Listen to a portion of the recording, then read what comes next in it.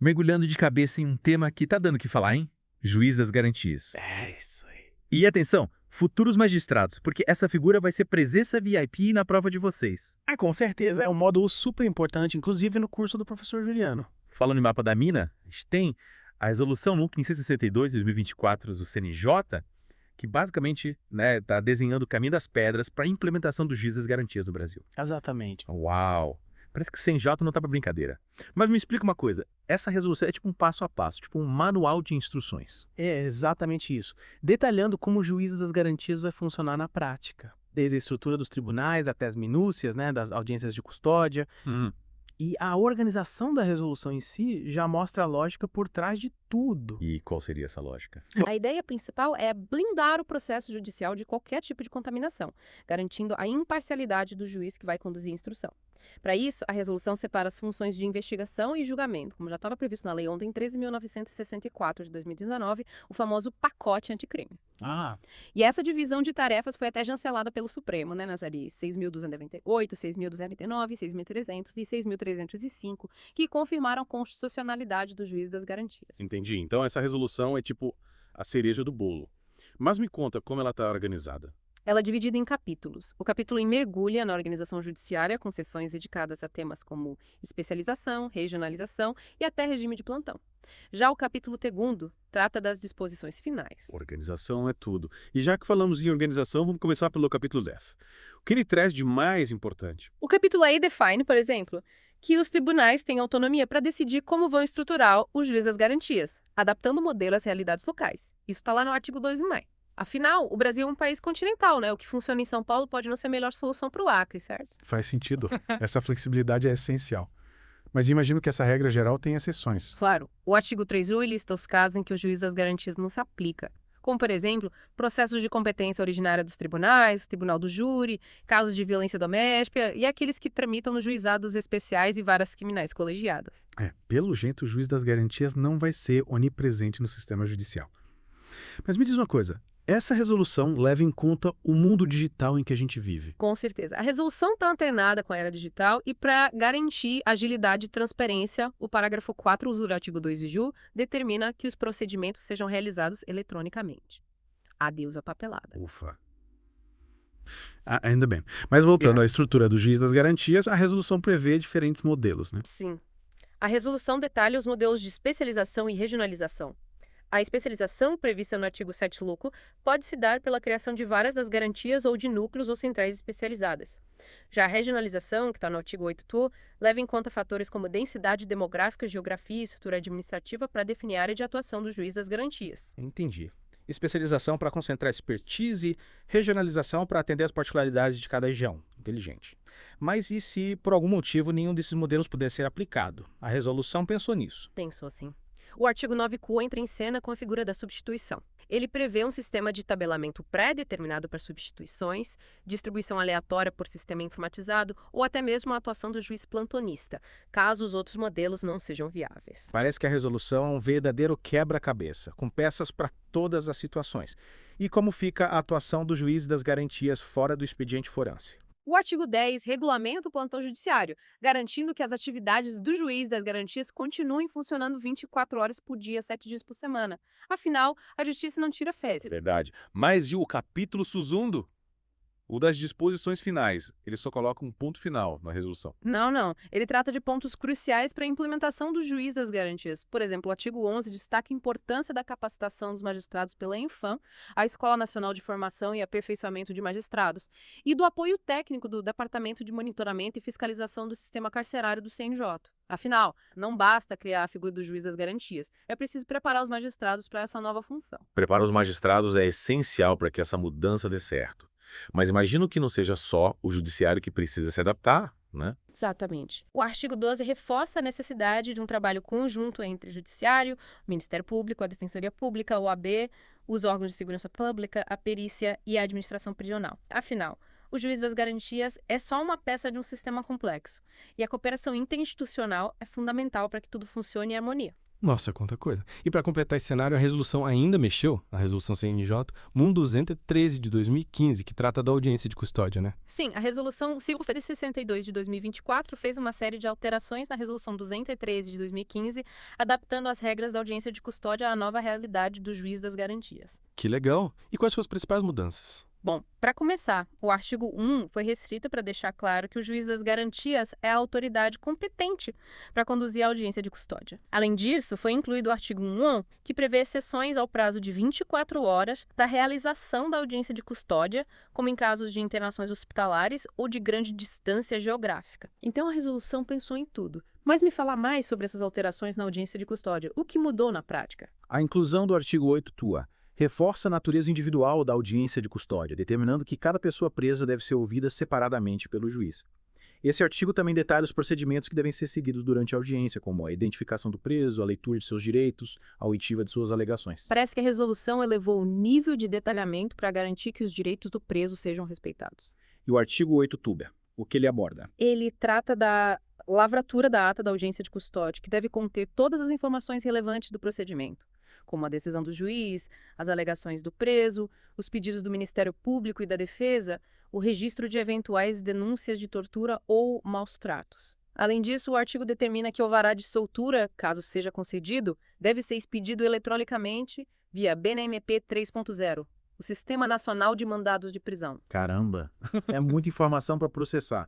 Mas, no fundo, o que tudo isso significa para quem está se preparando para a magistratura? Significa que dominar a resolução NUC NCST 2 de 2024 é essencial.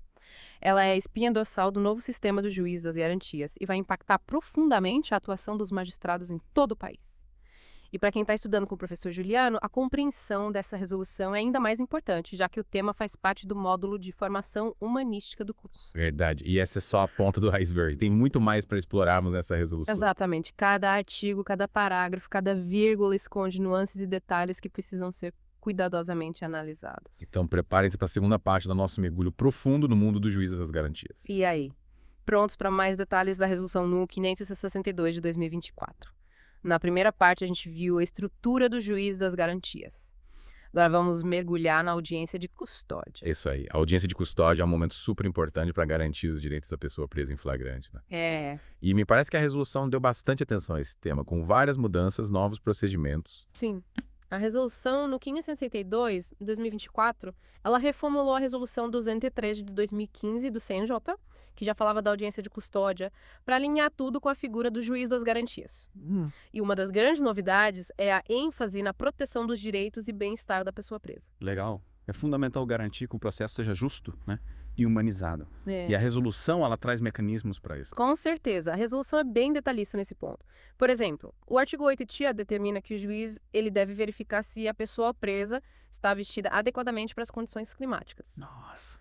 Pode parecer um detalhe bobo, mas faz toda a diferença para garantir o mínimo de dignidade. Verdade. Às vezes, no meio de tantos procedimentos, a gente acaba esquecendo do básico, né? Pois é. É. E a resolução ela destaca a importância de identificar, né, e lidar com eventuais problemas de saúde mental ou deficiências. Então, o juiz precisa estar atento a essas vulnerabilidades e tomar as medidas, né? Exatamente. O artigo 8.2, ele exige também que o juiz verifique se a pessoa presa é migrante, indígena ou precisa de tradutor. A ideia é garantir que todos os direitos sejam protegidos, independentemente da origem ou condição da pessoa. Nossa, que responsabilidade para o juiz, né? É muita coisa para ser atentada durante a audiência. Realmente não é fácil, mas a resolução não para por aí. Ela também reforça a necessidade de explicar o motivo da investigação e o objetivo da audiência de custódia em linguagem clara e acessível.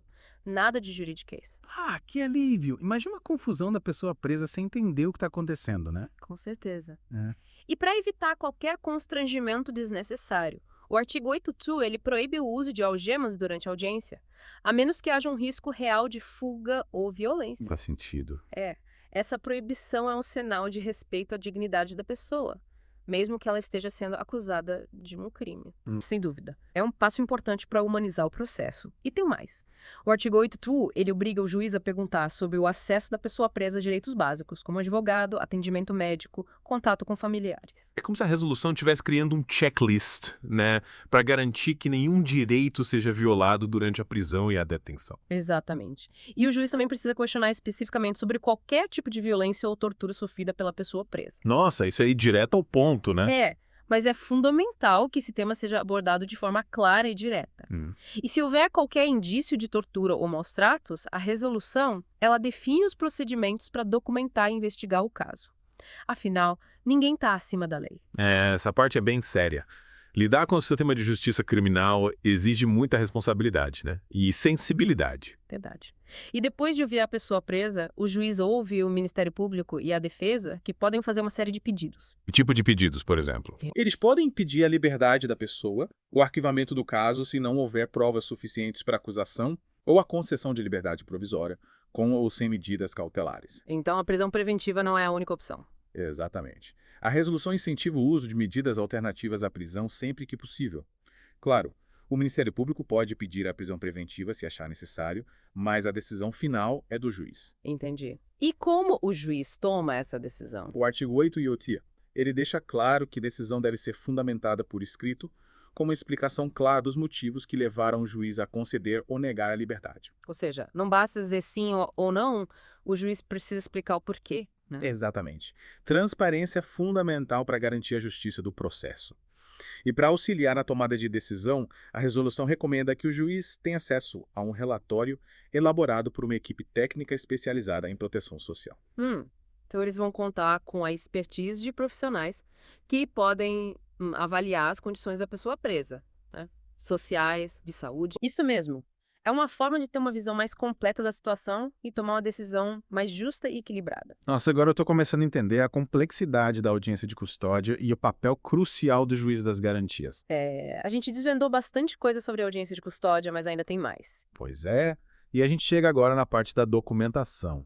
É importante registrar tudo direitinho, né? Garantir que as decisões sejam cumpridas. Tipo, o combinado não sai caro, a resolução também fala disso. Sim, o artigo 8 DUB, ele detalha tudinho que precisa ter na ata da audiência de custódia. A ata registra a decisão do juiz, né? Seja pela liberdade, aplicação de medidas cautelares ou prisão preventiva, e os motivos que levaram a essa decisão. Transparência total. A ata é como um raio-x da audiência, né? Mostrando o caminho que o juiz percorreu até a decisão final.